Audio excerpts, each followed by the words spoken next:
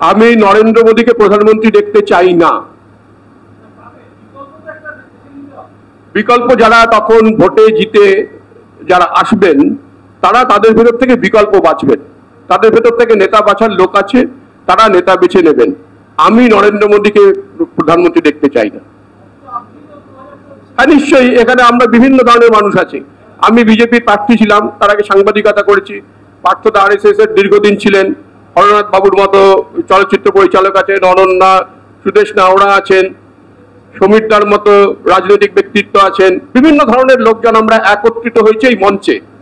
হ্যাঁ, এই মঞ্চে আমরা বিভিন্ন ধরনের রাজনৈতিক ব্যক্তিত্ব আমাকে একটু বলতে দিন, একত্রিত হয়েছি। কেন হয়েছি? কারণ আমরা মনে করছি যে নরেন্দ্র মোদীর নেতৃত্বে বিজেপির আমলে ভারতের গণতন্ত্র, সংবিধান সবকিছু বিপন্ন হয়ে পড়েছে বলেই আমি কবে বিজেপির প্রার্থী ছিলাম বলে আমি আজ প্রতিবাদ করতে পারবো না, বা পার্থদাস RSS এ ছিলেন বলে উনি আজ প্রতিবাদ করতে পারবেন না, এমন তো হতে পারে না। বলে আমরা সবাই আজকে একটা কমন ইস্যুতে, কমন ভাবনা চিন্তা নিয়ে আজ আমরা এসেছি এই প্ল্যাটফর্মে, এবং আমরা সবাই মনে করছি যে দেশের সংবিধান, গণতন্ত্র এগুলোকে রক্ষা করতে অবিলম্বে নরেন্দ্র মোদীকে বিদায় করা উচিত।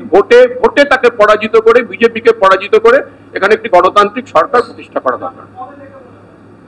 যেদিন থেকে বুঝেছি, আমি যখন বুঝেছি যে আমি যখন উপলব্ধি করেছি যে না এটা ভুল হচ্ছে, তখন থেকে আমার মনে হয়েছে, তখন থেকে আমি সরে এসেছি। এগুলো অবান্তর প্রশ্ন। আপনি বলছেন কত সাল, সন তারিখ হিসেব করে 2021-এর পরে নিশ্চয়ই 2021-এর পরে নিশ্চয়ই বুঝেছি, 2021-এর পরে নিশ্চয়ই বুঝেছি। প্রশ্নটা করছেন, এটা অনেকেরই প্রশ্ন, কিন্তু আমরা একনায়কতন্ত্রে বিশ্বাস করি না, আমরা গণতন্ত্রে বিশ্বাস করি। ওরা একনায়কতন্ত্রে বিশ্বাস করে। ওরা মোদীকে আগে দেখাচ্ছে, ছোটখাটো নির্বাচনে পর্যন্ত মোদীকে নিয়ে যেতে হচ্ছে, কারণ ওদের আর কোনো নেতা নেই। আজকে আমরা বলছি যে একটা মোদী সরকার বিদায় হলে ভারতে যে গণতন্ত্রের পরিবেশ ফিরে আসবে, তাতে যে দলগুলো কোয়ালিশন পলিটিক্স করে, আগেও কিন্তু বিজেপি কোয়ালিশন পলিটিক্স করে ক্ষমতায় এসেছে, আপনারা বোধহয় সেই সময় খুবই ছোট ছিলেন, তখন জানেন না। আরো আগে আমরা যখন রাজনীতির সঙ্গে 77 সালে যুক্ত ছিলাম, তখন কিন্তু ওইভাবে ওদেরকে বিদায় করে গণতান্ত্রিক পদ্ধতিতে জনতা দলের মধ্যে থেকে একটা নতুন সরকার গড়ে উঠেছিল।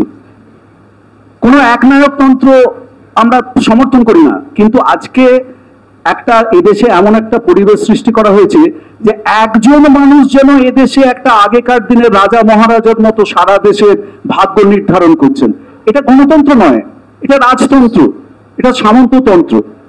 আমরা চাইছি যেন একটা গণতান্ত্রিক পদ্ধতিতে একনায়কতন্ত্রের বিদায় হয়, এবং সেখান থেকে যেন মাটি থেকে নতুন নেতা উঠে আসে, যেটা আগেও বহুবার হয়েছে ভারতবর্ষে। এখনো অব্দি ভারতবর্ষ রাষ্ট্র হিসেবে ধর্মনিরপেক্ষ আছে, এখনো অব্দি ভারতবর্ষ রাষ্ট্র হিসেবে হিন্দু রাষ্ট্র হয়ে যায়নি। সেই জন্য আমরা যে ভারতবর্ষের সংবিধান, সেই সংবিধানে বিশ্বাস করি। আর যারা রন্তিদা বা পার্থদা কবে দলত্যাগ করলেন এ বিষয় নিয়ে প্রশ্ন করছেন, তারা কেন খবর রাখেন না যে রোজ খবরের কাগজে তো অসংখ্য লোক দল বদল করছে, তাদের সবাইকে প্রশ্ন করা যায়?